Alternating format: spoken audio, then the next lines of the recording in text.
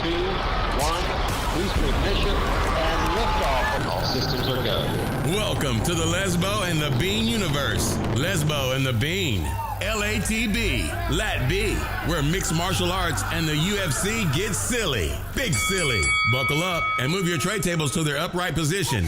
And please, somebody shut that baby up. It's time for Lesbo and the Bean.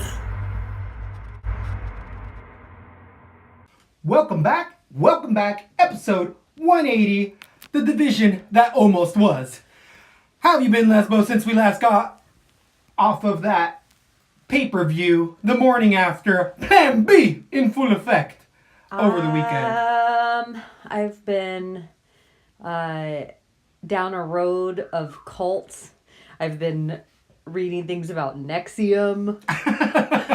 I've been listening to podcasts about Allison Mack and Sarah, whoever, the lady who first showed her brand. If you're not into the Nexium thing, it's the sex cult in Hollywood that the girl from Smallville was like one of the main recruiters of, but she's not the head of. It's like some dude that says he has the highest IQ, like a 210 IQ. Yeah, by a self-imposed test that's not credible well, at all. he actually is in the Guinness Book of World Records for being one of the smartest people. Because he submitted the paperwork himself. I've looked into that guy. But the fact that the Guinness Book of World Records acknowledged it. But what the fuck are they at all? Other for than a every brand. Single one of the things in there. You're just the person who decided to pay the $2,000 and send in the paperwork so you get the world record. Kind of think that's a lot of how it goes. Yeah, it's pretty fucking crazy. So the other whole thing, like, he's not really in any kind of, he's in trouble and he could serve life in prison, but I listened to his lawyer go on and on and on. Funny thing, I know this is so off fight topic. I was about to say, so this is the cult of Dana White you're going to get me into? Like, where are you going with this cult stuff? The lawyer for Allison Mack is a lawyer with the last name Girardi. So for the nerds out there, and I know there's a lot of dudes that RHOBH, which Real Housewives of Beverly Hills, Erica Jane, one of the Real Housewives' husband, is the lawyer on there. So it's like this whole world connecting. Then today I heard that there is accusations that Stormy Daniels was part of Nexium, as well as Anthony Weiner and Huma Abedin. It's like, shit gets deep. Interesting. Anyways, what so, a rabbit hole. That's what where a I'm at. Deep rabbit hole. That's what I've been into. And wow. I think I was trying to decompress and get into some other podcast besides fight shit. Because it's going to be 3 fights. We have a big fight weekend coming up. We have more than a big fight weekend coming up. I don't do any studying for the show. So that's how we started off today. I believe there is a technical and then there's color commentary. So in my head, all I can hear is, save me. And I don't know any more of the song. Yeah. That's the only part Yep. That is really deep stuff. It's interesting to look into. You were sharing some other tweets and information with me over the weekend that definitely leads into those rabbit holes. The ones that all of our fans know that we are as conspiratorial as we are fighty. Eddie Bravo, gotta give props up to my homeboy. Look into it. He's been getting deep on a ton of podcasts. He's really moving that flat earth or even just skepticism. I know it is flat earth that a lot of people like to jump on him for, but I feel like his entire message more than anything is just don't trust what everyone's been telling you, kind of like the Guinness World Book of Records. Right? Like your whole life, you grow up thinking like Ripley's Believe Authorities It or Not. right. Yeah, exactly that. And what we go back to again and again is that is how Nazi Germany was created. Right. And that's where I like to look at 180. This is episode 180. We're just taking a 180 turn all into the way the around. middle of nowhere. Where it really wants to go. Where we really want to go. How can we bring it back to fights? I was about to say, the big conspiracy I thought you were going to jump into was how Dana White threw all those fighters under the bus after pay-per-view 223, and how he ended up just screwing all of their taxes and not giving a shit. But that what happened? At 223, when Dana White was, That's a whole conspiracy on itself. Oh, Spirit 233. 233. Sorry. That's why. Woo! Yeah, that's 223. I was like, is it what? I'm trying to think back. Is that Khabib and Ferguson? Is that the one Ferguson fell out? 233. It's all the tax That's shit where that we went finally down. got to see Khabib and Ferguson fight. Oh, okay. That one. But the true conspiracy there, Dana White just can't ever trust them. But we got to get to the fight cards. We got a big one coming out of Arizona. There's plenty of fight information that has gone on over the week, but I feel like we're going to have to interject all those fun facts about the weekend coming up as we go along. Bellator also having 2 days in a row, Friday and Saturday. You're getting fights. Then on Sunday, UFC's closing out the show. I got a little pro tip for you, ladies and gentlemen. Your special loved one on Saturday, you go, hey, let's go out. Let's get some drinks. You get them twisted. You get them topsy-turvy, maybe have some fun later that night, consensual of course. And then Sunday, you just have all the food set up Saturday because you want this for Friday. All fun, and consensual fun. We're just going to put it that way. Agreed. You never have to say it. We're nicer at Lesbo. But Sunday, you're just eating and recovering from a Friday night that you can give up Bellator. You'll probably have it on at the bar that you're at, being able to watch. Daly versus Michael Venom Paige on Saturday. I don't even know what's going on Saturday with Bellator. I'll be tuning in. How do you feel about that fight on Bellator? Here's what I have to say that I think you should do. All right. Here's my tip. Friday, you give or take Friday. Whatever. If you can see part of it, cool. If not, let it, whatever. You really don't care. You can watch highlights later. Whatever. Saturday rolls in. Saturday, you can put your significant other to sleep way before the good fights get going on Bellator. Like, all the fights we really want to see on that card are toward the latter in the night that I'm pretty sure they're going to happen after 10. Maybe even after 10:30 if you're lucky, that you can get your loved one in bed and have a full day. I don't even think you need to bring up the fact that there's UFC on Sunday. I think you're like, oh, I hear Game of Thrones is starting soon. And they're like, oh, I love Game of Thrones. And I'm going to say, see that feeling you feel right there? That's how I feel when UFC is on. I know. I know that's how you feel when UFC is on. Well, what about if I told you UFC was on tonight? Boom! And then you hit them. It's my Game of Thrones. It's Sunday. That's a counterpunch. That's a counterpunch move right there. I like it. I like it. Here's another tip. Let's go. Valentine's Day is tomorrow. That it is.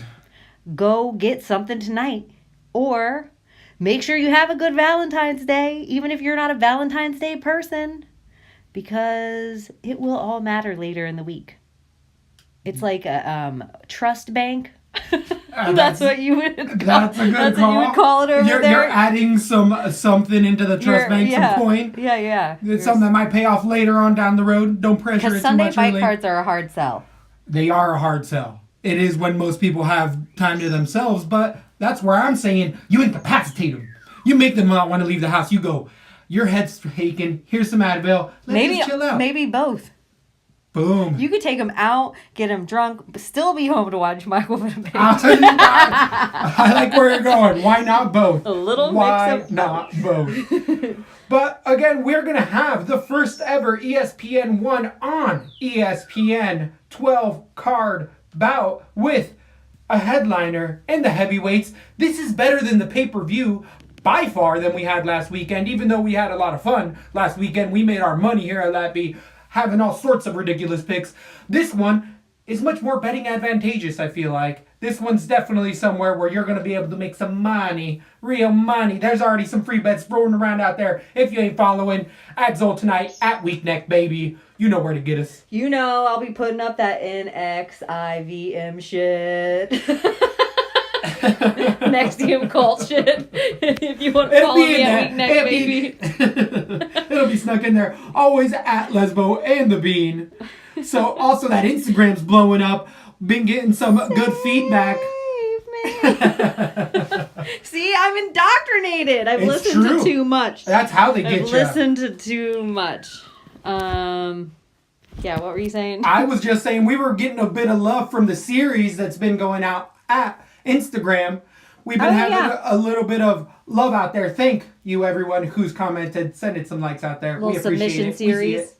Definitely. We'll do other ones. There's more on the way for sure. And it might not be the last or first of the submission series. We might do other submission series. So we have people that are telling us requests. Yeah, requests. Yeah, it might end up on them. We don't know what we're going to do.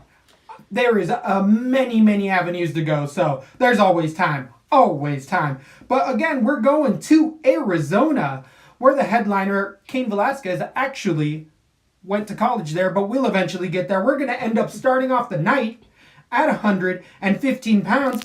We're having a ladies' delight with returning Alessandra Albu versus Emily Whitmire. The Oregonian native has her first win in the UFC. She's 3-2, 27 years old. Her competition level has been fairly weak. She did lose to Jillian Roberts via submission and has also lost to Roxanne Modafferi via TKO elbows. Her ground game has definitely been lacking, but since she moved to the UFC, been seeing a lot of improvement in Whitmire. She's gotten a lot of exposure to other camps as well. Been hearing and seeing good stuff on Twitter is that she's got a really good mindset. Albu coming in with all of the hotness, the perfect 3-0 fighter, is a big favorite out of Russia. The 28-year-old comes in with a judo background, but really her real accolades are taking some really good photos in skimpy clothing and being a former bodybuilder. Albu comes in there and muscles you around. She throws women around, and beating lower level competition, she's still been able to do that. Caitlin Curran. She's mad because she's named after the god on Major League. She's Albu, that one's Abu. I think. Fuck you, Albu. I do this myself. That going deep. Deep cut. Hashtag deep cut. But here, Albu against Chukagian, which I feel like is a really low-level fighter, even though she's gotten a few wins in there. Not Chukagian, Caitlin Curran. The best thing that Caitlin Curran has going for her is when she had Khaleesi hair. That's what I was 100%. But she's in the same avenue as Albu, where their looks are pushing them a lot further than their fight skills, in my point of view. Albu does move forward, comes with some rudimentary strikes, but she commits to them, will throw you on your head. Her submissions are also coming along. She's getting better exposure as far as to the MMA game. Both of these ladies are growing exponentially right now. We're seeing that in women's MMA. This is a really close fight. I don't see it as big of a favorite as most people do. Albu being minus 175. I actually feel like Whitmire is going to use her wrestling and end up weathering that first round that's really heavy. Albu really starts to slow down, especially in that third, but I think Whitmire takes over in the second and third. Give me the underdog to start off the night. How do you feel about this one? I'm going to stay far away from it. Lat B rule number 1. Another thing, I see it going to decision as well. Neither lady's going to get a ton of points here. The most that's going to happen is reversals, maybe a takedown or two. I don't see a lot of points for your DraftKings cards. And I don't feel really secure, but I totally agree with you. I have the underdog here, Emily Whitmore. I'm going to stick with what I know. Albu hasn't been around in a really long time, and Whitmore has been in there grinding. She was also in the Tough House, and her losses are against 125ers. I'm interested to see her at 115. Give me Whitmore all day here. Woo! Lat B coming in with a on the side, same side. That's been working out for us lately, apparently. So take that for what you will. On DraftKings, you're going to end up getting Albu for $8,600 against Emily Whitmire, $7,600. I mean, we tell you guys to stay away for a reason on these first fight of the nights, and it usually works out more than not. I usually don't follow the rule. It always bites me in the ass. And here we go. I'm going to wire out a couple cards. Not a lot. It'll probably be like 20-30% of my cards. Where it used to be like 50 because there's value there, I feel like, for Whitmire in a decision even.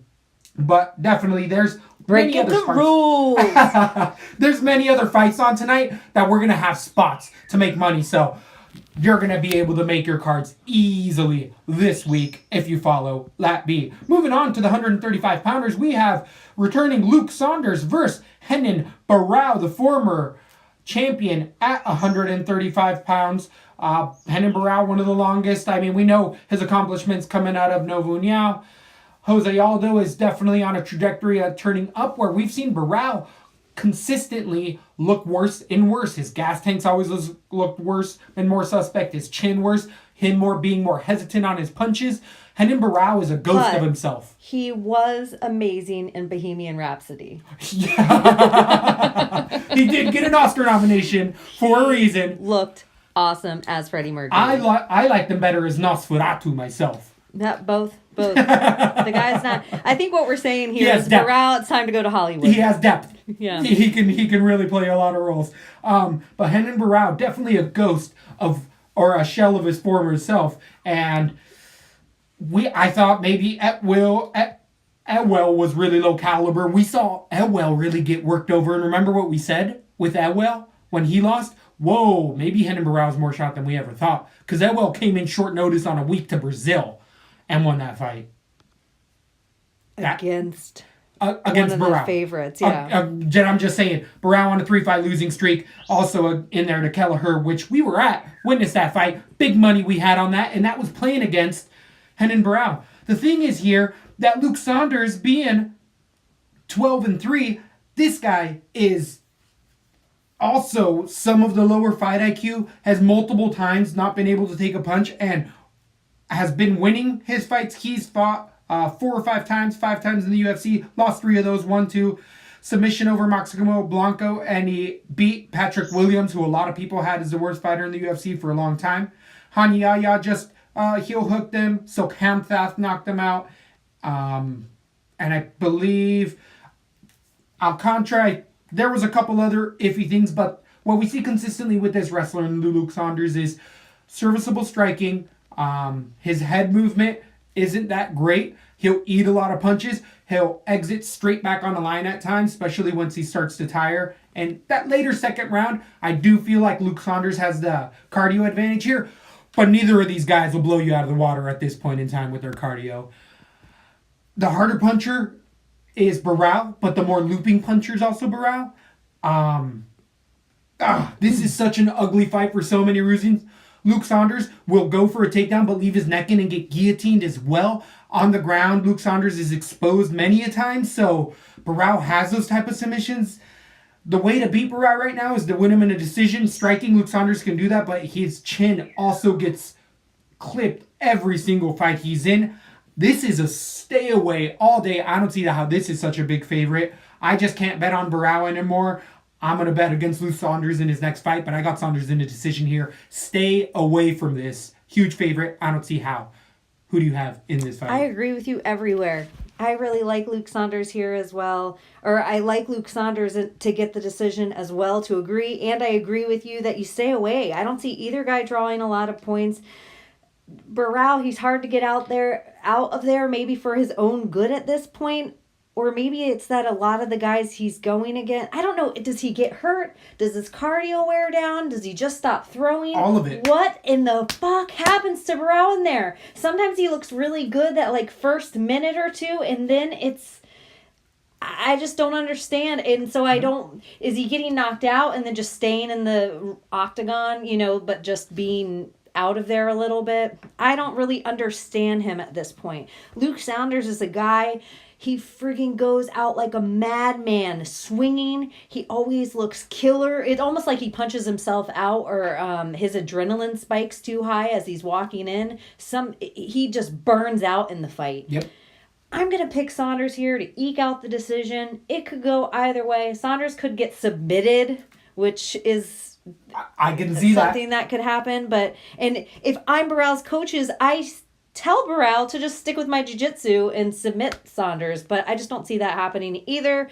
Stay away from this fight as well, unless you're desperado, but I actually think there's other places where there's probably... Oh, there is many other places. Luke Saunders, 8,700 for the minus 185 favorite. That's too much. That's way too much. I think he's going to swing away for the first bit and rack up some points that first round, and then he's just going to hold on for the last two. But I think they both are going to hold on, yeah. And then they just look at each other, and it's a boring fight. Renan Barão, 7,500, the plus 150 underdog. Again, other spots on the night you're more comfortable putting your money at. This is just red flags all over. You don't know what's going to happen here. But then we go to a fight that maybe we'll be able to call a little bit easier. At 115 pounds, we have another ladies competition on our hands. This is actually going to have 4 bouts with women in it. A lot of people have mixed reviews about that. I see a lot of people online definitely being like, ooh, we're going to a lot of decisions tonight. I wonder why. You know, it's not... There's a few things I could say. One, we have all guy nights that it goes all to decision. That's the truth. 1. 2, it's not that it's all women fights or 4 women fights. It's the women that are in the fights. True. There's not a lot of exciting fighters in the women that are on. But you can only have so many androgynes as well. I mean, that's why we like them, is because they stick out amongst the rest. But like now, I just, there's like a thick women's division now that if you're gonna have 4 women cards, you have to have a Claudia or a Shevchenko Real or name value. an Andrade or a JJ or a, you gotta have somebody that's gonna let their hands go, so Totally you're not agree. starting off the first card we're gonna have on real ESPN like this, and it's gonna like, I hope they're not. I hope they're brutal, or not brutal. I just hope they're Submissions, real fights. Yeah, competitive. Show out, girls. Agreed. It's ESPN. We need people to pay attention. We don't want them to just get so much female hate right off the bat on the fight. We can have this one turn into one of those exciting bouts with Jessica Penne versus Jodi Esquibel, the former contender at 115 pounds. Penne comes in with a 12-5 record. She's on a 3-fight losing streak. But those 3 people are Danielle Taylor a year 9 months ago, and then she lost prior to that to Jessica Andrade, TKO, JJ, and Carla Esparza, only getting a win amongst those last 5. Split decision to Ronda Marcos. Penne comes in at 36 years old. She has actually really good striking. I like her jab. She's out of the Alliance MMA. Throws kicks. Her kicks are really non-committal. They more just point fight you. They don't have any weight behind them. Same almost could be said with her strikes. She can run forward. It has been a year, 9 months that she's been out. But I feel like her striking style is leaving her head forward, moving in, and throwing almost, who do I want to say? Leslie Smith, where it's more about the volume instead of the actual power behind the punches. She'll kill you by 1,000 cuts. On the ground, Penne is also known to be nasty. Great transitions, great reversals. She'll lock you up, get triangles from any which way position. And she's got that fighting spirit where she tries to win fights at the end of the round. Again, her competition level has been much higher than Jodi Esquibel. Jodi Esquibel being 6-4, she is coming off of a 2-fight losing streak, losing to Jessica Aguilar, who just popped on steroids, Carolina Kowalkiewicz, and she has a win in there off of Deanna Bennett, but lost to Grasso on the regional scene in Invicta. So Jodi Esquibel also is known to be a wrestler, but she does the exact same thing I was saying about Penne, where she leads with her head. I could actually see headbutts happening a lot in this fight because they both kind of run in with their punches and their heads right behind them, and they'll be kind of clashing into each other. Esquibel on the ground, she tends to be more of the wrestler, but she's more that position over submission where she doesn't threaten you anywhere. So on the ground, Penne has a submission or the advantage, and I actually think that Esquibel could even try to eventually take this fight to the ground just because she's losing the striking or it's getting too close, and that eventually sets her up for a triangle off of Penne's back or something like that. This is a close one.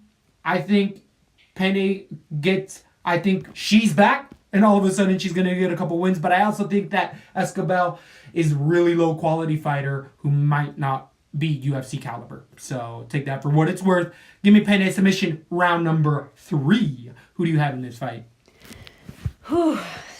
Penne is all around the better fighter here, and it just sucks for her. If she was 26 years old walking into this division, she could be making a run at the title. She just went against all the monsters during their prime. She went against every single one of the monsters when they were starting their reign. Right. Like, she was the first that they brutalized before they made their name off of her. Yeah, and she's in the clip of all their... So that has to mean something. She's a grinder in there. She's long as fuck, and she is going to snatch Esquibel up. I do I want to say I see exactly what you see in the submission, but just because of both of these fighters, it was going to go to a dirty split.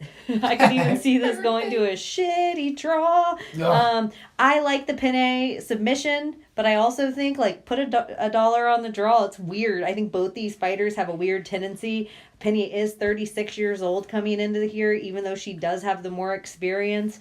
It's been a long time since her body's made that cut down to 115. And I like the Jackson Wink camp right now, so I'm interested. They've had Jodi Esquibel sit off for at least 6 months, and her last fight wasn't a walkthrough by any means against Jessica Aguilar. So I think this is a low scoring, kind of boring see that. Bout. I hope Jessica Penne goes out there and shows out. I have Penne decision right now. So on DraftKings, you're going to get the 8,400 minus 160 favorite, Jessica Penne, over the 7,800 plus 135 underdog, Esquibel. I don't see myself putting Esquibel anywhere. And Penne agreed. Even 8-4, it's going to, unless she finishes her, it's going to be a low scoring affair. So Penne out of the two. Then we move on to the 155ers, where we have Scott Hot Sauce Holtzman coming in against Nick the Carney Lentz. Hot Sauce is coming off of a 3-fight winning streak, really showing out against Alain Patrick, where here the Bean had Patrick. I really think Patrick's wrestling is underrated as well as his striking. He just might not have all the power in the world. And for Nick Lentz, a guy you love to hate, he's coming off of that win one, lose one pattern, and he had a big win off of Gray Maynard last, knocking him out. Prior to that, he lost to David Taymor, but he does have losses to Makoshev, wins against Brooks. The Carney Lentz lives up to his name in every sense. One of these guys who doesn't mind being the heel and openly asks for it, so I don't feel so bad. I don't give him that hard of a time. Dean Thomas didn't like what I said about him one time, but hey, it's all fun and games. It's all fun and games. Nick Lentz, though, submission, that's what he's doing the best. Actually, against Greg Maynard, he looked amazing striking. We've never seen that type of Nick Lentz, and he said in that fight, his new striking coach since he left ATT, he's feeling comfortable in it. But at the same time, I feel like you can feel comfortable throwing as hard as you want against Greg Maynard because he doesn't have the power or chin anymore. So you're like, I'm going to eat his punch, and anything that lands, it's done. That's what ended up happening. I think Hot Sauce can take that punch a whole lot better and throw a whole lot more heat on the way back. We saw those right pistons landing for Holtzman against Patrick. Patrick wanted nothing to do with the striking, and he's a great Muay Thai striker. I remember both of us saying, even though Holtzman's a year older than Lentz, I feel like Holtzman is less fight-worn. Lentz has been in it for a long, long time, and he looks older. It's surprising to me that Holtzman's the older guy here, but I think that Holtzman can keep it where he wants to with his takedown defense, and striking-wise, it is going to be a really fun one, and I think the better chin holds up for Holtzman. This is a really fun one. I don't agree with the line here. I feel like people are undervaluing Nick Lentz here. I have a Holtzman decision. I could potentially see a finish. I'm going to stick with decision, but the minus 185 for Holtzman's too much. I'm not going to put a bet here. I'm going to pick Holtzman, but that's just a little too much juice. Nick Lentz has real tricks. Maybe I'm just following that win one, lose one, because he's due to lose one. Yeah, by those you're on standards. the pattern. Your own pattern. Who do you have in this fight? I like the Carney here. I actually am never a fan of Alain Patrick like you are. Mm-hmm. I think he's a really chinny guy, and so knocking him out with the elbows from Mount to me is like, yep, that's what's going to happen with Alain Patrick. If you don't get caught up and get submitted by him, then you're... that's your danger there, in my opinion, with Alain Patrick. Then going to decision with Daniel Horcher and Michael McBride in the last year before that.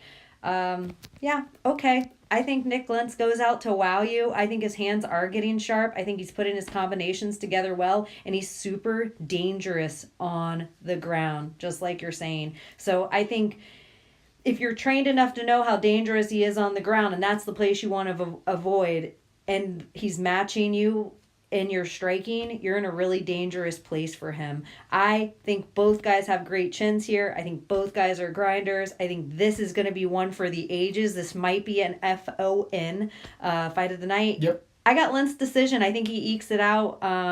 This is where we split ways. I got the slight underdog, the Carney, Nick Lentz. Plus 145, 7,700 for the Carney Lentz if you're going to be paying for that on DraftKings. But agree with you there. At weigh-ins could change my mind to go the other way. To go hot sauce there. But I feel like reading between the lines more than anything, this is just way closer than people have it. The line is off on Holtzman here. You're paying too much for him in this spot. Lentz has a real shot. I like what you're saying. For 8,500 Holtzman on DraftKings, I'm not going to be putting him on too many spots. Lentz, I scrolled to the next fight and I was listening to somebody that was going to break it down and they were like, isn't the Nazi on this card? And they're like, well, she's not a Nazi. Her husband It made me laugh. And that's at the 125 pounds where we have Andrea KGB Lee coming in against Ashlee EvansSmith, the rebel girl herself. Angela Lee. Rebel girl. I feel like she comes out to that song. Does she? I feel like that's really what she comes out to. The 9-2, KGB Lee is not a Nazi. Her husband was. He also went to prison. He also beat her. This is my face with it. They had I'm just saying, like, my wife watched Real Housewives and was a fan, and now I watch Real Housewives and I'm a fan. I watch UFC, and now she knows a little about UFC. She had an Asian roommate. That was her defense. So, KGB Lee can't get anything. I mean, hey, you're in America with KGB and you're coming out of like Dakota or something like that, mate. She's fighting out of Louisiana, but I know that she's somewhere else. This is the other crazy thing, and I think it's the perfect time. Please. The other weird one I got into is all in the Branch Davidians. Oh, I love the Branch Davidians. We're talking Colts. No, okay. Well, that started a different day since we were last here on Sunday. Okay. A different day because there's the Waco television series, which I was going to tell you about. Like, you have to watch it. It's new. But I was going to start it, and when I was looking for it, I found a Waco documentary that I hadn't seen that came out at the end of last year. So I'm like, oh, perfect.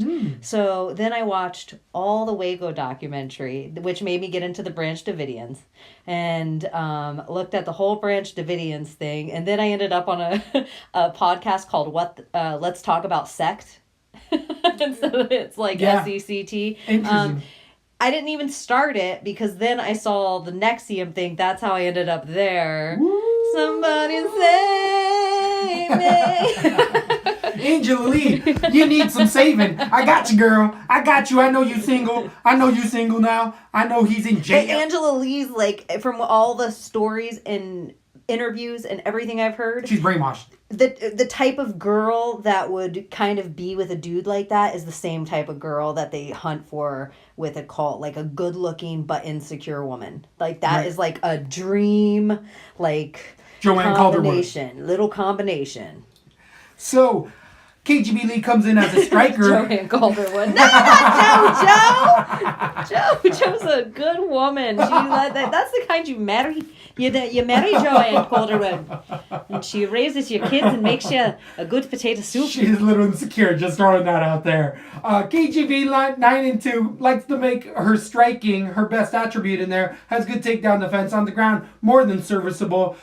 Ashlee EvansSmith likes to use her takedowns to take over and fight. She's coming off with a 6-3 record. She has much more UFC experience in here. KGB Lee is coming off of a win in the UFC. So is EvansSmith, giving Beck Rawlings her last fight ever in the UFC. But EvansSmith has lost to Moras, to Vienna, who doesn't look that bad all of a sudden. EvansSmith has got a couple other wins in there via decision to Marion Renault. She usually gets it done in their wrestling, but is known to throw elbows from the top when she gets in position. I feel like KGB's ground defense isn't all that good, but EvansSmith doesn't really attack the submission. She again goes for that position where she does throw a lot of punches when she is on top. this one's a close one. It's all up to KGB's takedown defense. And EvansSmith doesn't stop throwing takedowns. I feel like EvansSmith actually might eke out the gas tank here and win the third round. The first, I say KGB. Second, could be Smith KGB. Third, almost guaranteed Smith. I got a dirty-ass split. Gimme Lee. The value, obviously, on EvansSmith. I got Lee for a decision. I think the takedown defense holds up. But she holds on towards the end where EvansSmith gets better. Who do you have in this fight and why? I'm going with Ashlee EvansSmith on pure emotion. KGB Lee has been overrated in my opinion since she stepped into the UFC, and Ashlee EvansSmith is never somebody that wows me, but she is grindable and she's been in there with greats. She has paid her dues inside the octagon. At this point, she shouldn't let any lights get to her. She shouldn't have too many crazy nerve issues. Yeah, I know. It was just Beck Rawlings she beat in a decision. It was handed. I know it was Beck Rawlings when Beck Rawlings is like literally on her way out the door. That makes me a little nervous. The Ketlin Vieira isn't so bad right now. The Maras, I just look at all through Andrea Lee's and I don't see any names in there that make me like... Mercado, who's that lady? Why have you seen her name again? Anyway, I cut this. The lines are off here. Agreed. I did like everything KGB showed me last time she was in there. She is an exciting fighter to watch. I'm just sticking with what I know. I'm going to go with Ashlee EvansSmith to eke out an ugly ass split. And I hope these ladies, out of any of the ladies tonight, I think they can really show up. I think these ladies can really... This is an interesting matchup. This is a wrestler versus striker, essentially. And EvansSmith gets bloody quickly.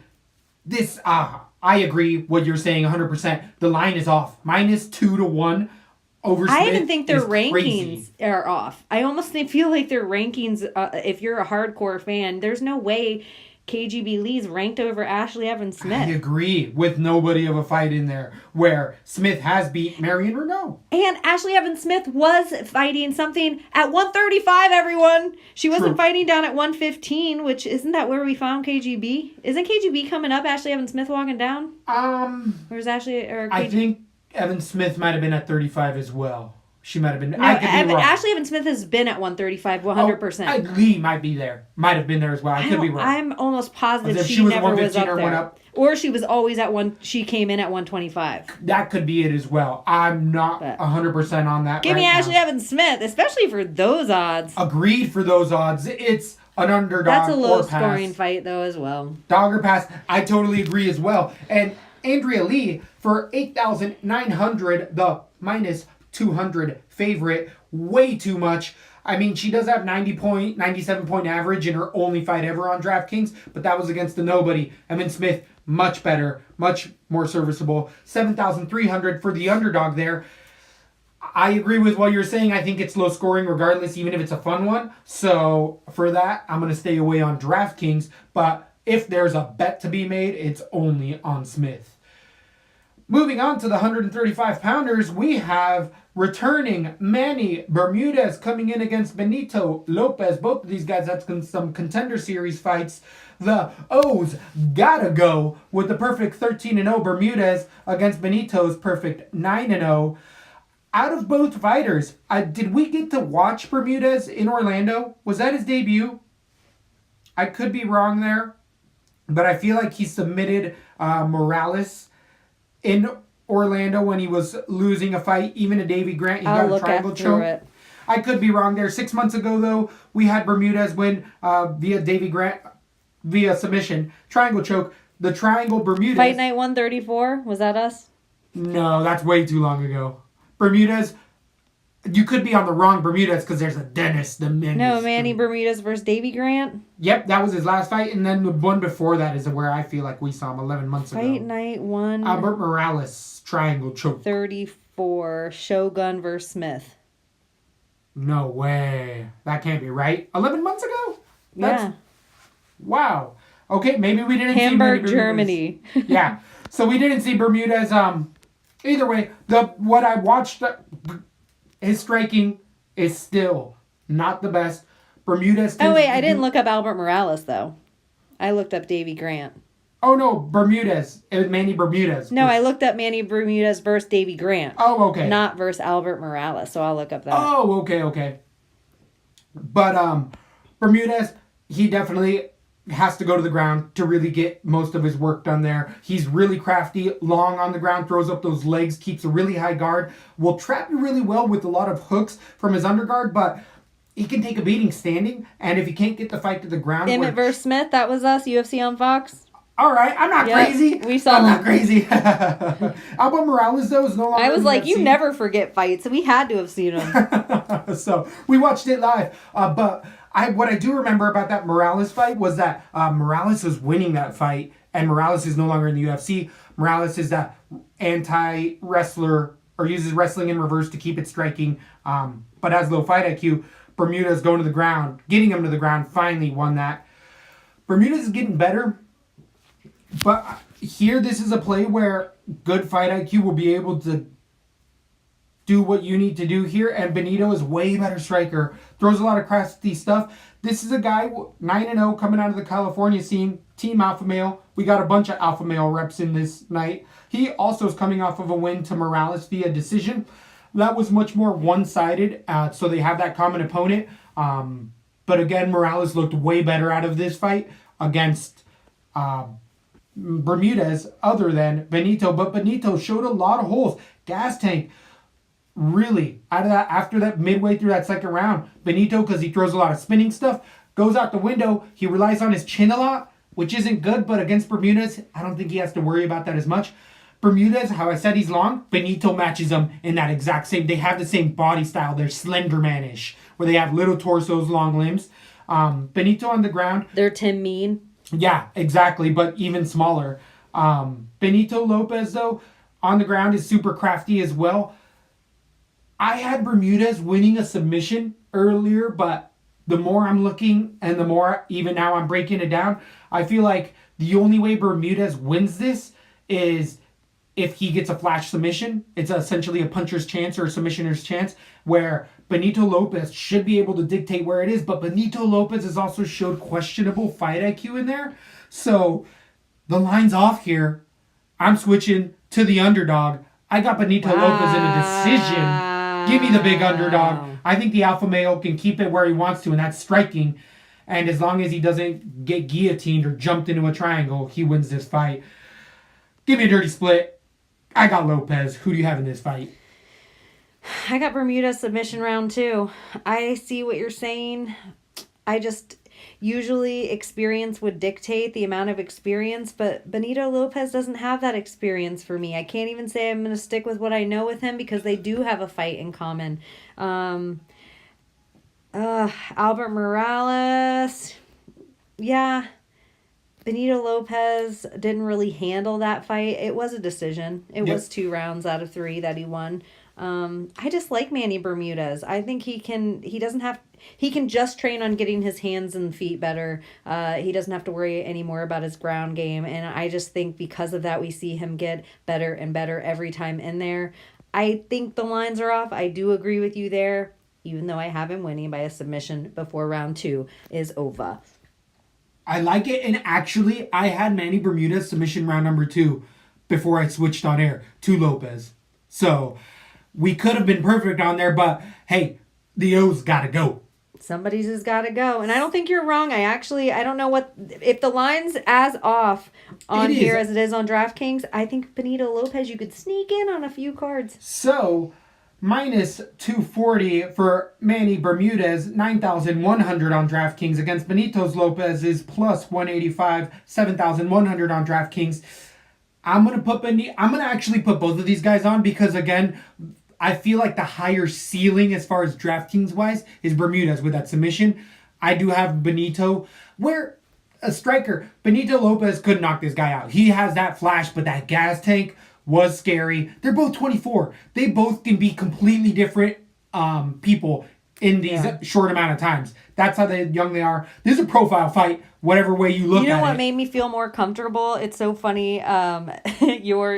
the alpha male, to me, I think alpha male squashed. Their head's in the wrong place right now. Uh-huh. It's all about marketing and not about fighting or something anymore. Yep. Well, Faber, it's all about Faber. Yeah, so. That's what they say. It's what they say. Interesting, if you want to look at it that way. I am really interested for that fight, though. I think that has fight of the night potentially written all over it. There can be some really crafty things going on there. Another contender for fight of the night, we have one at 135 pounds, staying at 135. Guys that are more proportionate. Both of those guys, by the way, how I said, they're 5'10", 5'11" at 135. Crazy. Yeah, we definitely have to watch what weigh-ins. Unbelievably tall. That is youth alone getting them there. That's so true. Against other 35ers in Aljamain Sterling versus Jimmie Rivera. Aljamain Sterling 5'7" against Rivera's 5'4". Imagine Rivera 5'4" against Bermudez or Benito Lopez is 5'11". Unbelievable. They wouldn't even. That fight could eventually happen, by the way. So back to Rivera versus Sterling. Yeah. Rivera is 22-2, getting a win coming off of his first loss in the UFC to Marlon Moraes in a TKO 5 months ago. Then he came back and beat John Dodson. He said it was a fluke. Aljamain Sterling sharing a 16-3 record, sharing a TKO loss against Marlon Moraes in the same way over a year and 2 months ago. In the same way, Aljamain Sterling's come back and won 2 fights in a row, beating Brett Johns via decision and Cody Stamann in a contender for submission of the year by many people's standards, the Beans himself. Aljamain Sterling was a big hype train who we had to back off of. He had a bunch of fights that he started to lose because he wasn't the mini John Jones. He wasn't. He's coming out of that Sarah Longo fight team. He's training with Ali Akinta, all those guys known to be gnarly wrestlers. He's a Weidman guy. I love his social media presence, but I really feel like Aljamain Sterling has finally started to come into his own. He was a young man. Now he's finally had more than enough fights. Over like 8 or 9 fights in the UFC. The lights aren't going to get to him. His last 2 fights, he's actually performed so much better. I wrote off Aljamain Sterling and thought that he had too many mental issues going on because he was really lapsing in his fight IQ.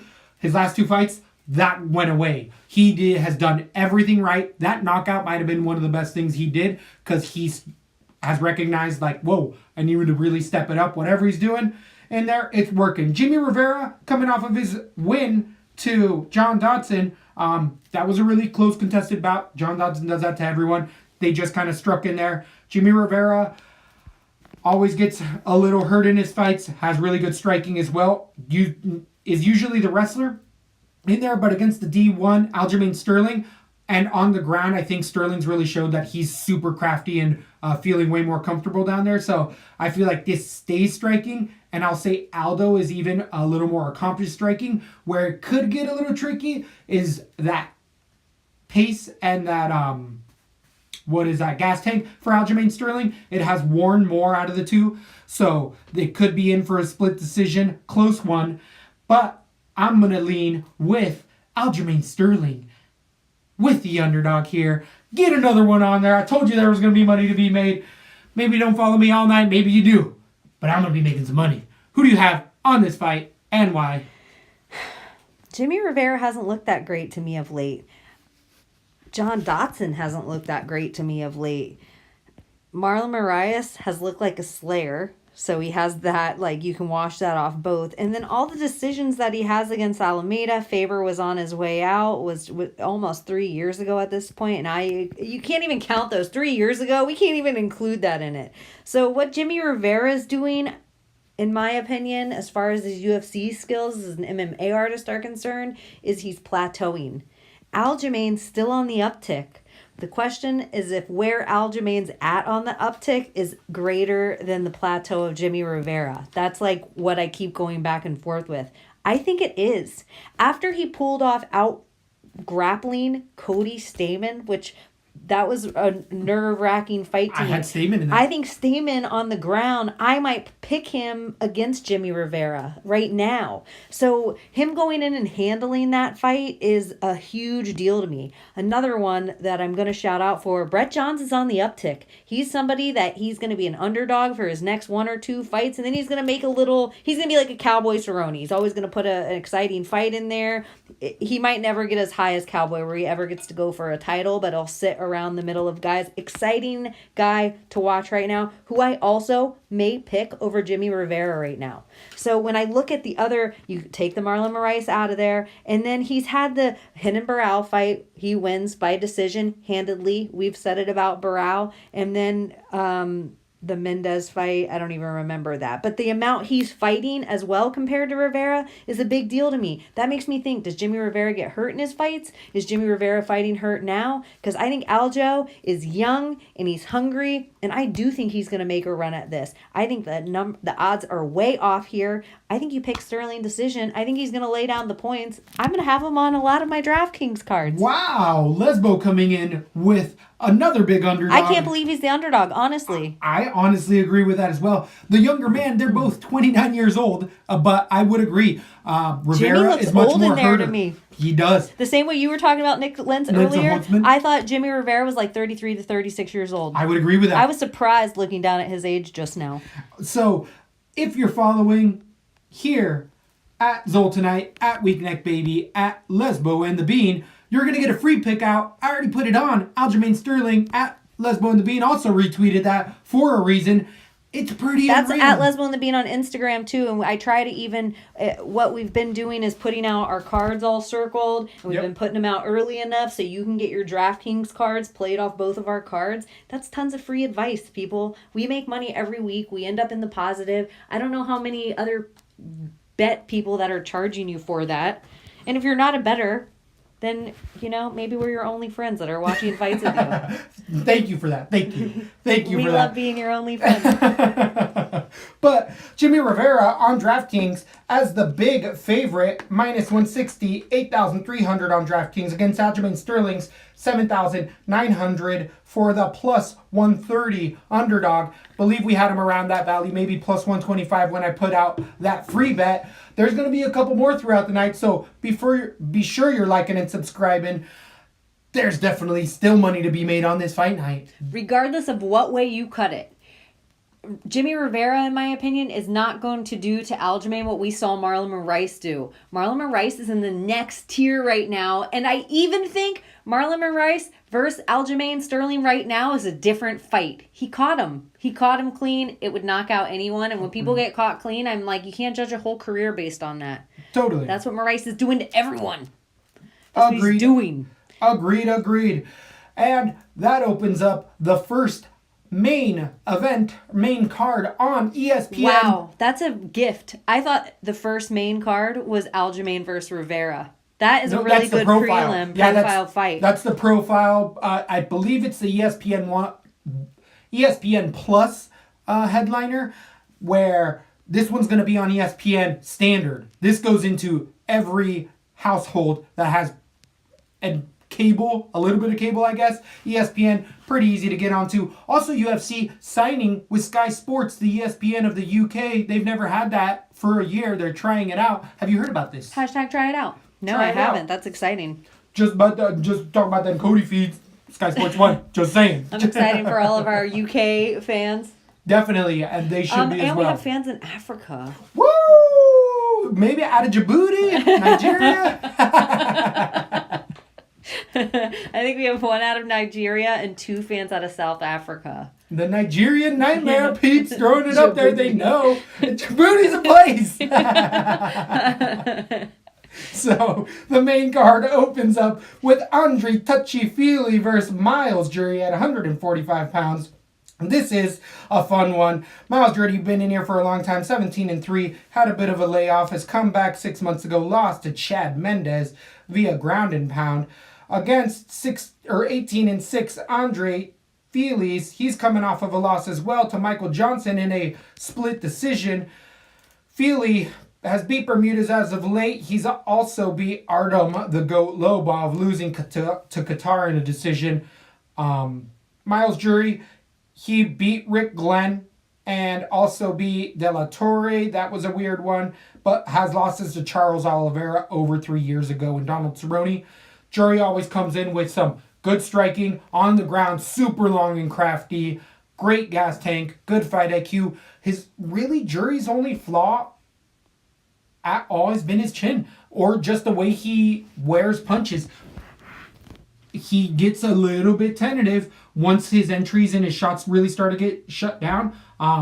But Myles Jury to me is one of those confident fighters. If the ball's rolling in his favor, he grows and really starts to overwhelm you and takes over the fight. But if he meets a level of adversity, he can tend to crumple a little bit and waver. And Touchy-Feely is a rude dude attitude that rolls around on a skateboard and eats pizza. I mean, Andre Touchy-Feely is known for dropping out of high school, going to Alpha Male, and saying, I'm going to be a UFC fighter. He fought every day in school, lost his tooth while he was still in high school, and is just War Machine's best friend. Andre Touchy-Feely has serviceable wrestling, good strikes. He'll throw that spinning shit in there. He's got power in both hands. Gas tank it's there sometimes and it's not. That's the thing that sucks about Fili, is that when he shows up, he can be a contender any day. He ain't gonna be a champ, but he can be a contender. But then some days he just doesn't show up. He stands in front of his opponent and gets picked apart.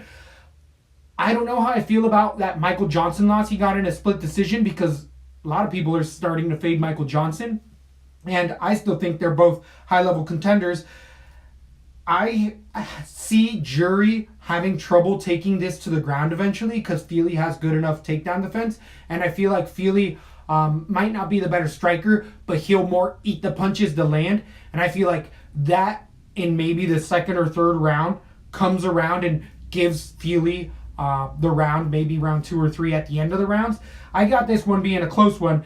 Give me the underdog again in Touchy-Feely. I'm going crazy. I got all sorts of bets. You want bets? I got bets here. I got bets there. You got bets everywhere. You want to bet? You want to bet? You get a bet. Everybody gets a bet. Everybody gets underdogs, free dogs, and more free dogs. You aren't going to believe this, but I agree with you again. I didn't even look down. I didn't know he was the underdog at all. I think this should be a pretty even fight as far as I'm concerned. I just think the one thing I have to give Alpha Male credit for is they have Alliance's Jim's number. They know Dominic. They got it. They finally figured it out. It took a long time, but they figured it out. And I think that kind of happens again. Why is it that every time an Alliance guy loses, the Alpha Male guy gets him next to he just lost to Chad Mendez. So who had a game plan to just figure out Myles Jury? An Alpha Male guy. So it always happens that way. The Alpha Male guys always get the Alliance guys to like twice in a row. It's like so they can figure out the game plan. That's because Faber has Dana's dick in his mouth. Yeah, I said it. He has Dana's dick in his mouth. He's getting clef chin fucked. Wow. I look at some of the fighters sometimes and some of the matches, the ones they're at. I'm just kind of meh. I like Touchy-Feely though here. I think he's a good underdog. I'm not a huge Uriah Faber fan. Everybody, I know he's like a huge like, what? You don't like Faber? No, I don't. And the Sage Northcutt play, in my opinion, it says everything about where the Alpha Male Gym's going. It says everything about it. It's like conspiracy. Do you think that serial pooper was actually sent to Uriah Faber's house? What? Do you remember that serial pooper where that lady walked into his house, went into his bathroom, and shot all over the floor? No. Oh, throwback. Hashtag throwback. Look that up. That's a fun one. Some random drunk girl just walked into his bathroom. Then he cracked the door and she's just passed out with shit all over the ground. Oh, you see his butt cheeks and he's like, what is that? Serial pooper.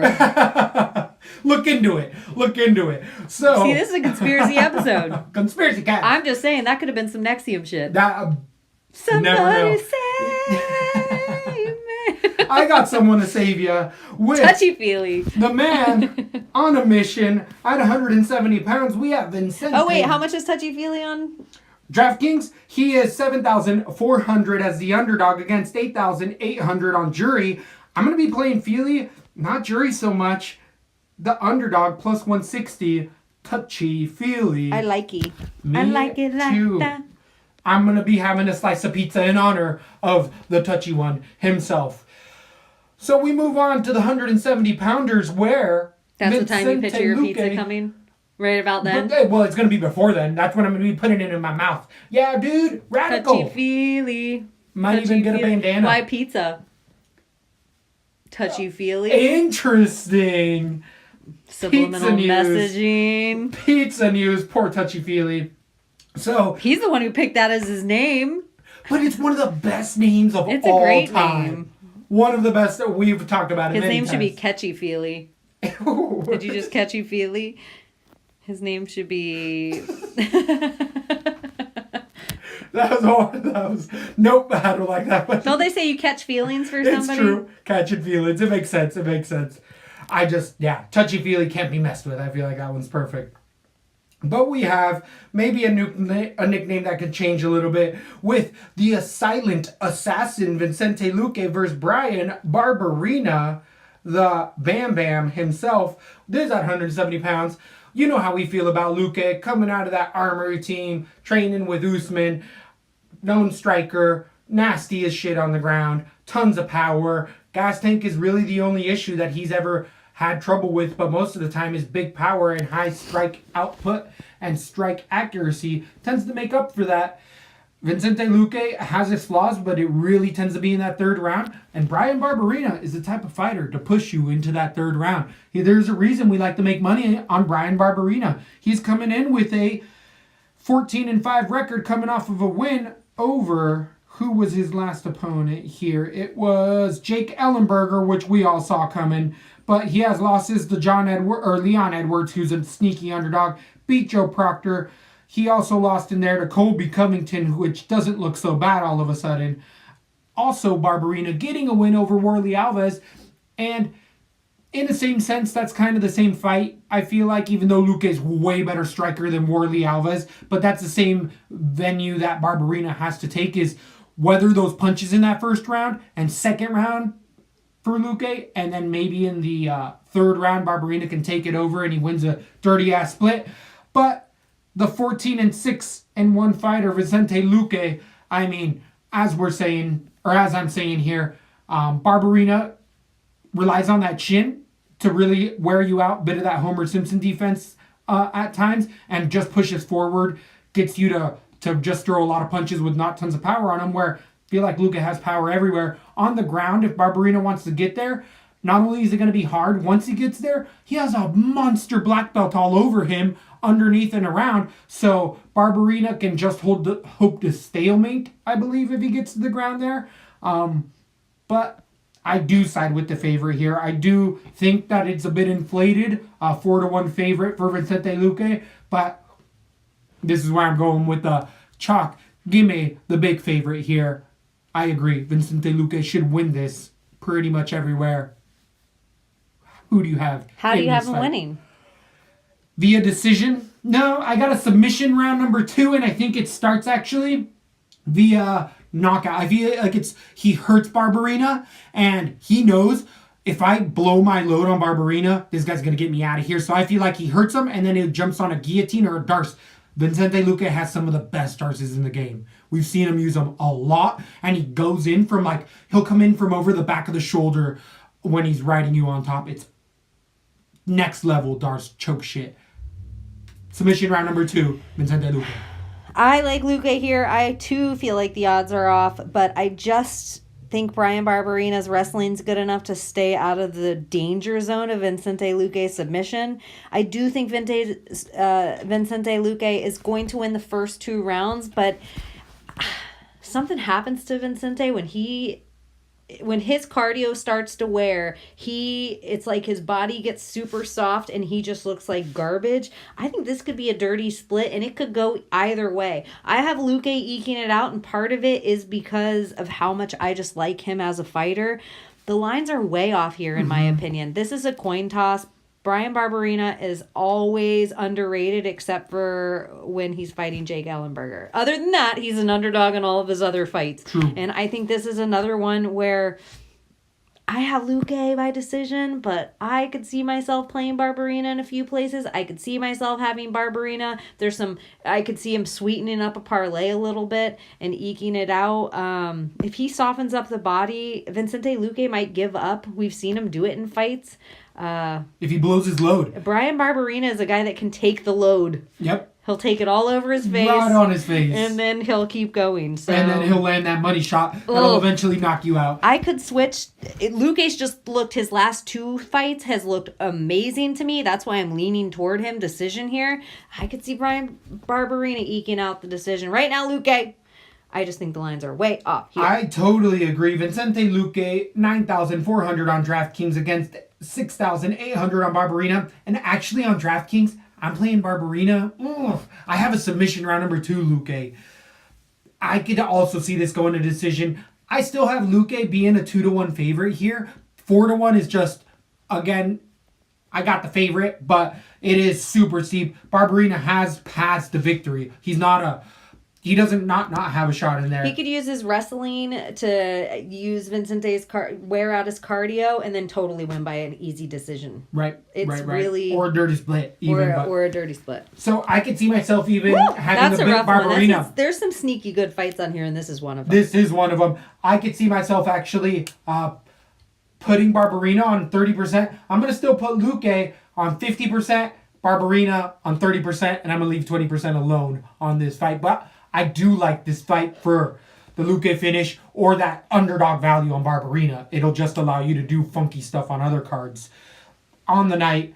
Then we go to a debuting Kron Gracie at 145 pounds versus Alex Caceres, Bruce Leroy himself, Kron Gracie, Helio Gracie's grandson, Rickson Gracie's son, one of the guys who's had a few fights, 4 fights in MMA, won every single one of them, has a fight out of resin.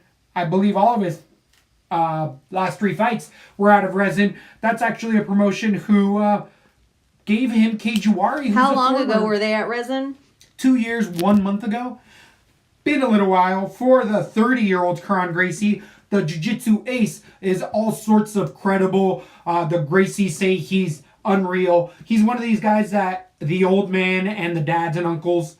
Well, no. The old man, Helio, the master said, out of all the brothers, Kron, who was a little skateboarder, 11-year-old, when all of his other brothers were doing all these political things, they're like, he's the one who's going to be the best ever at jiu-jitsu. And he's since won some amazing tournaments and really done well. And everyone saw it because they were like, he's a little skater kid.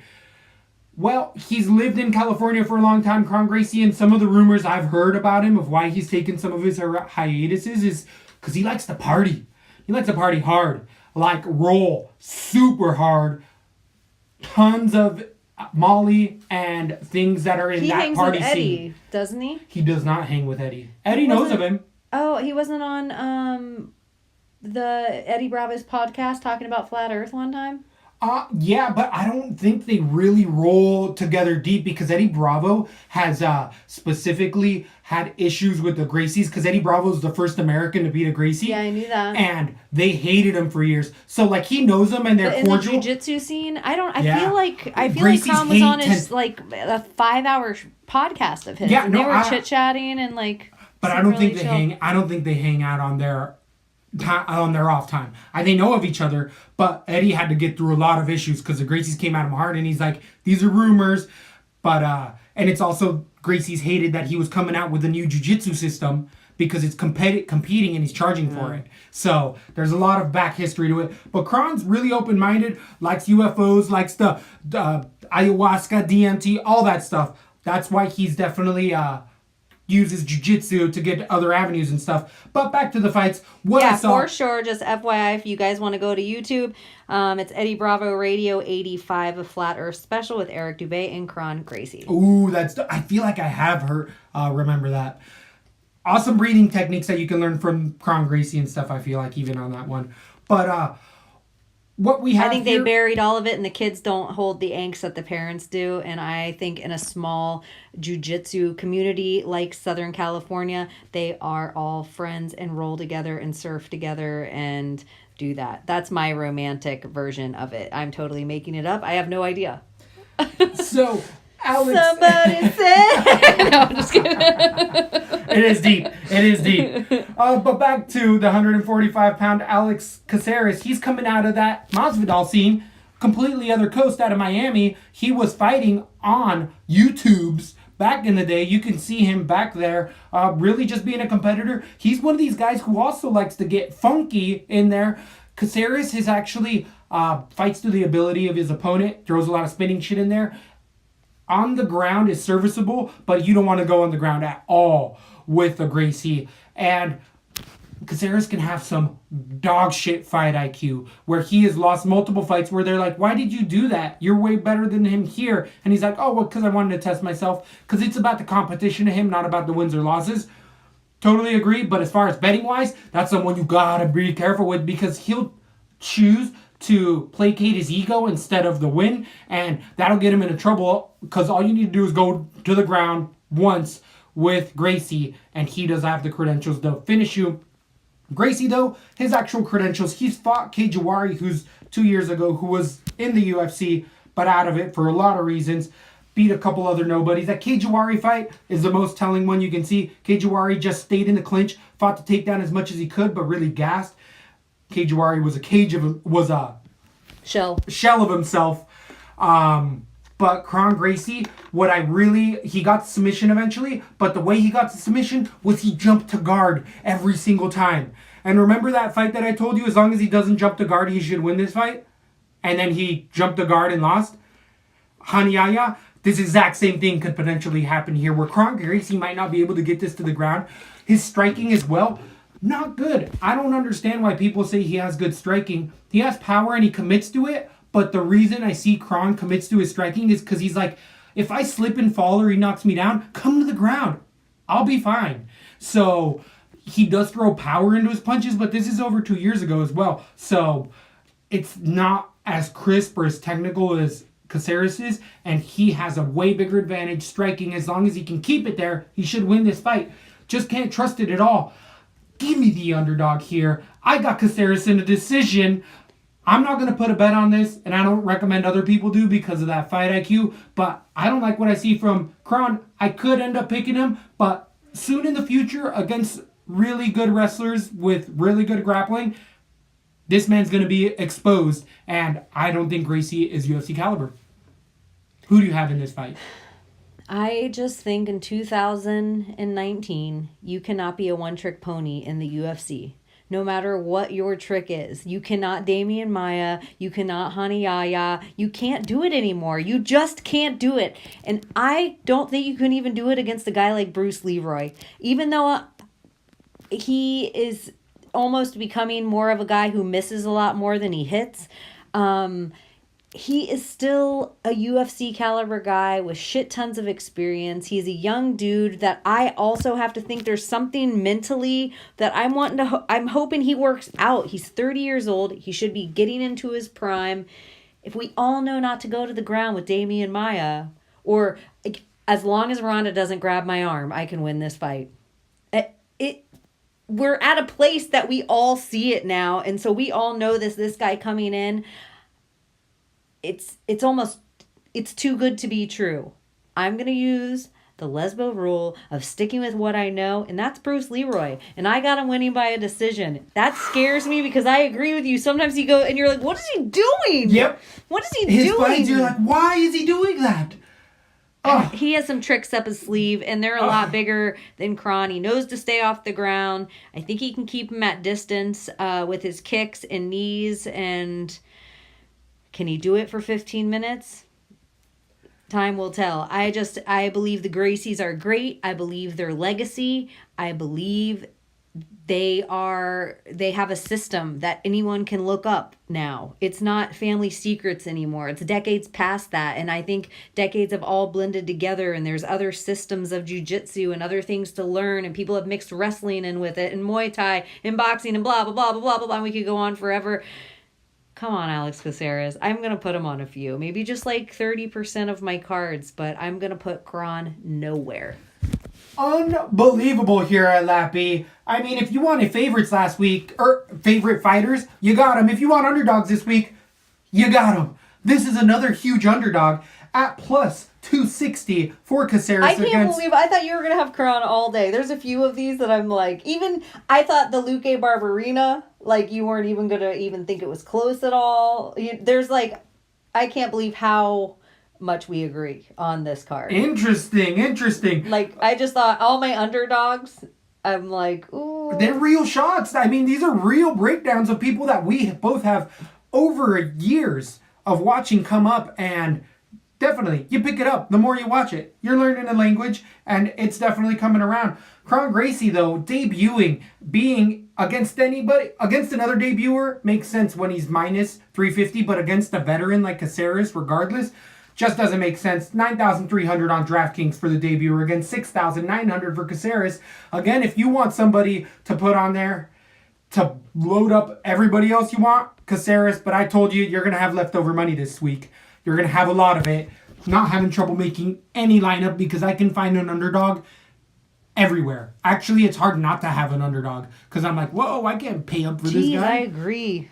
So then we go to the 115-pound division. You know what else I think is funny? How many, we talked about the lady, this is such a heavy lady fight card, and how there's going to be a lot of decisions. A lot of the men fights, decisions as well, even on this card. Like, I said it as in general term. I wasn't talking about this card specific, but geez, I feel like a lot of these fights are it's going to be a long fight night. A long Sunday evening. Yeah, it's Sunday. Sunday. I might take off Monday. Oh, I can't. I wish. I can't do it. What? It's too close. What am I talking about? So, to the 115ers we go. And the final lady fight of the evening, we have Cynthia Calvillo versus Courtney Casey. Calvillo 7-1, coming in after that drug offense. She last beat Botelho in a submission 2 months ago. Florentina. She lost to Carla Esparza in a split decision to Esparza, and a lot of sharps had a good call on that with that. Calvillo was next to Dana White for a little while, and Dana White's like, that is the next John Jones. She's going to beat everybody. And then Esparza, a middling fighter now, at best, definitely took it to her. Courtney Casey, being 8-6, is a veteran as well in there. She has more experience than Calvillo and against level competition. Beating Angela Hill in a split decision 5 months ago is pretty good competition in my eyes. She did lose to Watterson, which is iffy, but she also lost to Herring, which is iffy. Aguilar she beat, that's iffy. And she also ended up losing her other one to Gadelia, which didn't look that bad in a decision. But we know what Casey likes to do. Blonde fighter herself, loves to punch that woman right in front of... She is a blonde fighter, Courtney Casey. Who is she then? What's her nickname? She's Cast Iron. Blonde fighter's Chukagian. Chukagian. Okay. You're like, oh shit, I watched so much Chukagian tape this week. Shit. I wasted so much of my life watching Chukagian. Courtney Casey tends to wrestle in there, has a good shot, but against Calvillo, who is an alpha male fighter and really likes to get her shots off first, go to the ground and submit you. That's what Calvillo does. Her striking is getting better, but she's one of these submission ladies that ends up falling in love with her striking when she needs to go to the submission game instead of losing decisions. But in her takedowns, they're not elite takedowns. And Esparza showed that with good takedown defense. Casey, though, ends up giving up takedowns fairly easily. Went back into a bunch of her fights, and she gives up a takedown to Herring, who she lost. Gave up takedowns to Watterson as well, who's not the best. She has a good trip back takedown, which Calvillo throws, that step behind double leg shot. Calvillo throws that exact same shot, climbs up the side body and goes right to triangles. Courtney Casey, striking wise, is where she's going to be able to defend the most, but I think it's a matter of time till Calvillo gets her to the ground. Once there, she should be able to roll. It's a little steep for my blood. I do think Casey might be able to keep this striking longer than most people expect, but I still do see Calvillo winning this. I have decision, potentially a submission in that second or third round. Give me Calvillo decision right now. I don't think I exposed myself too much, depending on the price on DraftKings. We'll see. Who do you have in this fight? I actually had Courtney Casey when I first started looking at this fight. I just think beating Angela Hill by decision's no joke. The caliber that she's gone against of people who she's even lost to, like Michelle Watterson has looked better and better every day since her loss to, what did she lose to, Rose or Paige? I don't remember who Michelle Watterson. She had like an ugly, brutal loss. Brutal loss, and then she came back and looked really better, a lot better. Yep. Felice Herring started making her tear about a year and 2 months ago, and she has that same takedown that Michelle Watterson has. That once you reminded me of it, that Cavillo has. Exactly. I was gonna stick up and say, Felice is so much stronger than Cynthia Cavillo, but if Cynthia's not strong enough, she's just gonna come in at 120 pounds, and it seems like the UFC's letting her do whatever. So she's gonna probably come in fat again to this fight, because we're probably on her cycle. But if Courtney figures out how to keep it on the feet in round 1, she is going to pick apart Cavillo out of frustration. Cavillo cannot control her emotions in there. She's a head case. And if things aren't going her way, she unravels. She stops listening to her coaches and she'll get picked apart. And Courtney Casey will beat Cynthia Cavillo handedly because Cavillo on the feet is not near Angela Hill. So the crawl up the body with the trip takedown is the reason I'm picking Cynthia Cavillo. I think she does it by decision. I think she's just going to have more control time, so I don't think it's going to be a lot of points. I don't think Courtney Casey's going to be as easy to submit as the girls before her. But the line's way off here. I totally agree the line's off here. It's been a common theme for us here at Lat B this evening. The lines have been off for all the wrong reasons. I actually was going to throw Casey out there earlier and be like, that was going to be my underdog. But we have so many underdogs, and I'm like, I'm just going to stick with a safe one. I think Casey has a shot. She has a real shot. If she was the favorite there, I would be like, oh, okay. I don't know if she could ever be the favorite against Cavillo with as much hype as she's got initially in her career. Yeah. But I would think that 4-1 favorite essentially wouldn't be there either. I could easily see this being much closer than 9,200 for Cavillo, the favorite, against 7,000 Casey. Out of both fighters, though, I feel like the one with the bigger DraftKings floor, even though she's 9,200, is Cavillo, because she has the more likely to finish. I think no matter what, if Casey wins, it has to be a decision. I don't see the finish for her. I agree. So Cavillo's still going to be my play there on DraftKings. I'm going to have enough money to put her on there. I might. I don't feel comfortable with that one. But we finally made it to the co-main event. At 155 pounds, we have another fight of the night contender in James, the Executioner Vick, against Paul, the Irish Dragon Felder. The announcer is coming back of a gnarly arm break to Mike Perry, losing a split decision 15-4, and Paul Felder comes in as a striker against Michael Vick's 13-2, getting only his second loss ever, first in the UFC against Justin Gaethje. Gaethje got him 5 months ago with a Hail Mary of an overhand right, but that was something that here I was saying, Mike Vick has a bit of that tall man defense where he puts his hands down and leans his head back, and a really long looping punch will get there, and it did. Gaethje throws that punch a lot, and a lot of people saw it coming. I had Mike Vick in that, and it did not work out for me, and Paul Felder has every ability of being able to emulate that exact same style and land those big punches. Executioner is a Golden Gloves boxer, and he likes to really fall on those credentials. He has a good jab, but where Mike Vick has trouble is in that in-between. He's so long at 6'3", which he was having issues with. If you do remember against Gaethje, he did sit down in that interview because he's like, I know what you guys are going to say, but put money on him because, this makes me look bad, but I'll be fine. Where he was having issues with 155, and at 6'3", you're gonna, especially now that he's older. He's talked about he used to cheat on his diet. He's not now. Against the 33-year-old Paul Felder, this guy does not cheat. He always stays in shape. He's gotten a good amount of rest now. 7 months ago, he had that same Paige VanZant break off of a spinning elbow that landed on the forehead of Mike Perry. Paul Felder on the ground has also shown that he's super gnarly. We were all scared. I was really scared that Oliveira was going to catch him on the ground. Felder showed, let's go to the ground.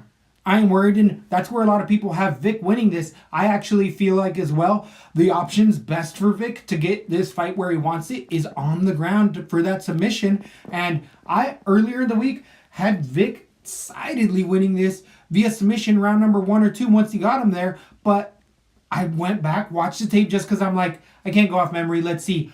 Mike Vick doesn't shoot. Mike Vick jumps for a guillotine or like throw down a scramble. He might even... He's tall as fuck. He leans over and grabs it. Exactly. He doesn't have I believe he did wrestle in high school. He nooses it, would you say? Just like the executioner would? Right, exactly. But Paul Felder has good enough takedown defense to keep it where he wants it, which is in the What's that tattoo range. on Paul Felder's chest? Some sort of kanji, some sort of Irish It looks dragon. like Nexium brand. He is an announcer. How did he get his job? I know. Somebody save me. But I did have Vick as a submission, and the more and more I'm looking at it, this is a really close fight, and I feel like I usually tend to side with Vick, and it's always made me money. He's been an underdog in a lot of other spots because he can keep his own striking, but I think the better dirty boxer, the better in the clinch fighter, even though Vick is longer and has a good plum, I feel like the better Thai striker with better kicks that'll end up working out in the long haul, better gas tank, is going to be Paul the Irish Dragon. Give me the announcer. I got the slight favorite. I had Vick earlier in the week. I could switch back to Vick. We got to watch weigh-ins for this one. Got to see what he's looking like because tall tale sign last time. So I'm tentative on this one, but give me the Irish Dragon. I'm going decision for the co-main event. Who do you have in this fight? Totally correct me if I'm wrong. Didn't both guys take their last losses on short notice? Paul Felder stepped in at a 170 against, and he didn't fight normally right. at 170 and he lost the split, but against a trained Mike Perry who is a huge 170er. Where he broke his arm and that's what changed that fight. And James Vick walked in as a short notice against... I don't think James Vick was a short notice. I'm almost positive it was going to be something totally different, and then he took the fight... like it was going to be like Kevin Lee Gaethje or something else, and then he had a little more of a lead up to it, but it wasn't a full training camp. And he's like, but James Vick was at the presser and stuff, but because it was a big fight card, I don't remember. I could totally be wrong, but that's why I wanted to give him his excuse why he got knocked out. I like Paul Felder. I really like both guys, and I've really gone back and forth with it. I like Paul Felder with Cowboys camp right now. I think they're really smart. I think every one of the guys that's coming out of the BMF ranch is killing it, and Paul Felder is one of those guys. I think whatever opening because you're right, the tall man defense, whatever opening Justin Gaethje can find, Paul Felder can find it cleaner. I think he has better hands than Justin Gaethje. Justin Gaethje has better kicks, maybe even better wrestling, but I think the better hands go to Paul Felder. I think Gaethje probably just has more power, but it's because he has more looping punches. He just comes all the way off his back foot. Exactly. Yeah, I'm going to go with Paul Felder decision here. I hope it goes to decision because I don't want my boy James Vick to be getting chinny. I think this is going to be a fight that we're still talking about in December. This is a great fight. This is a fight of the night, fight of the year contender for sure. Loving these matchups. This is close fight night for, even though the odds don't reflect that. I feel like a lot of underdogs have spots, a lot of really close matchups. Paul Felder is 8,200 on DraftKings, slight favorite against 8,000 for the underdog James Vick. That's a great co-main, and that is one for the hardcores. That's a great line as well on DraftKings. I feel like you could split it up in just 40 and 40%. Leave 20% alone on this fight. I like both guys. I don't think they're both going to disappoint you. I think it's going to be a great fight. Totally agree. Woo. to the main event we go with the heavyweights. The only heavyweight fight I changed of my the night. mind. Put Paul Felder on a lot more. I do not see him getting finished. I definitely can see James Vick getting finished. And that scares me more. You heard it here first. Can you see James Vick getting finished? I can see them both getting finished. Okay. I can see them both All getting right. finished. It's a fun one. I really like that fight. Really, really like it. I had Vick initially on the cast. I switched to Felder. Just throwing that out there. That one's close again. Weigh-ins on that fight really matter. So, on to the heavyweights. We have why we're all here. The heavyweights, only ones of the night. Cain Velasquez against Francis Ngannou. Ngannou's coming back off of a big redemption fight in a repeat against Curtis Blades. Ngannou getting 2 losses in a row against Miocic and Derek Lewis in one of the worst fights ever. But a lot of people will say that Ngannou is back. And hopefully I get to say that about Cain Velasquez. The former champion is 14-2, only losing to Fabricio Verdum over 3 years ago, coming off of a win over 2 years, 7 months ago against Travis Brown. The heavyweight kickboxing academy fighter is notoriously always hurt at 36 years old. He's one of these guys who I was surprised when I saw he was 36 years old, because I thought he was 43.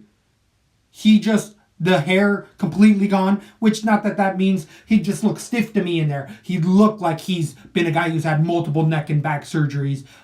He's never been a big power puncher. Cain has never been that. He's always been the hardcore wrestler with a great gas tank, great ground and pound, doesn't let you up, doesn't let you breathe, takes you to the ground and eats shots. Some would say the best gas tank. The best ever until Fabricio Verdum in Mexico shows you otherwise. But Ngannou's hoping to get an advantage by showing up early to Arizona, where Cain Velasquez is actually a big local ASU wrestler. So he's going to have a lot of people in the crowd, a lot of people there for him. Ngannou tends to be the striker, take down the fence is iffy against another D1 wrestler in Miocic. They showed real quickly how you beat this guy and you take him down, don't let him up, and Cain can do that at any point in time. The only thing that worries me is how slow Cain has gotten and whether he can take a punch or not, because I feel like Cain has to eat a couple shots, which he usually does, in order to get to the ground to be able to finish Ngannou where he wants to. But if he to eat those shots, it's one of the hardest hitters that we've ever seen in there. So we see Ngannou take a step back and throw an uppercut, and he knows that a takedown's coming. We know a takedown's coming. It's a matter of time. I feel like Ngannou's going to go for that kill shot. He knows he might give up a round or two once he gets taken down. If he gets taken down, I don't think Ngannou gets back up at all. It's whether Cain finishes him the first time he takes him down or not. But if there's a couple times where even in the beginning of the second round, it just takes one, especially at this weight, especially at this time, I'm going to end up going with the underdog here. I got my Ngannou TKO round number 2. I specifically think Ngannou sees that exact same shot come in, that exact same single leg, and he might even land the Travis Brown elbows fighting off the takedown, or he lands that uppercut, but that's the way I have it finishing. Obviously, Cain Velasquez should win this fight, but I'm fading Cain Velasquez. I'm sorry, Mexican friends and brothers and my friends. I'm sorry. I'm sorry. Brown pride. But I'm better against Cain. You can send all the hate to @Zoltanite on Twitter. It's the truth. I'm picking Ngannou here. Picking Francis. My Ngannou. Who do you have in this fight? Is it the Curtis Blades fight that changed your mind on that? Or not at all? Didn't even come into, it's more about Cain's chin. It's all fading Cain. It's not Ngannou. It's fading Cain Velasquez. Okay. I think the real brown pride is Francis Ngannou. What gets browner than that, everybody? What gets browner? Ask Demetrius Johnson. He almost went blind. Than that. But I'm going to stick with what I know. My rule is sticking with what I know. And that is Francis Ngannou. I don't know anything about Cain Velasquez, and I tried to look back at some of his old fights, but it's just been so long, they're not relevant anymore. They're not relevant. His body can't do the same stuff anymore. I know how quick time ages you, especially between now and then. So I watched an interview of him, and I thought he was in his 40s. I thought he was Dan Henderson's age. I said the same thing. Yeah, I It's really unbelievable. thought he was like Dan Henderson's age. I cannot believe how young the guy is. I can't believe. I just think he looked like he was talking stuff. Hey, 100%. Yeah, like I couldn't even go by anything like there's else. a bar in the middle of his I back. think Francis Ngannou is throwing cannons. I think whatever happened with the psyche of being 5 rounds getting brutalized by Stipe Miocic did to him mentally. I think he's back from that. I also don't think Cain is going to finish him because of the 5 rounds that Stipe dragged him down and kept him in deep water. I got Francis here as well, except I see it happening quicker, and I think it happens in round 1. I'm only going to put him on 30% of my cards. I just know I'm not putting Cain anywhere. I hate to say that. I just think it's a young man's sport, UFC, and I know the older guys can fight longer, but I don't know if that's the case anymore. I think the deeper the talent pool gets, these kids grew up watching Cain. These kids grew up watching the best guys. I just think it's a different day now in UFC, and I'm not saying Francis has all his bases covered. I just think he is going to be fast and full of power. The Curtis Blades fight lets me know that there's things that Curtis Blades, in my opinions, wrestling is better than Stipe's. And that made it just happened so fast because he knew it was coming, like you're saying. Yep. How do you not know that's not coming with Cain? I just think Cain's best days are behind him. It's been too long. Ring rust is real. And you can't have ring rust with a cannon in front of you. Francis Ngannou, knockout round 1.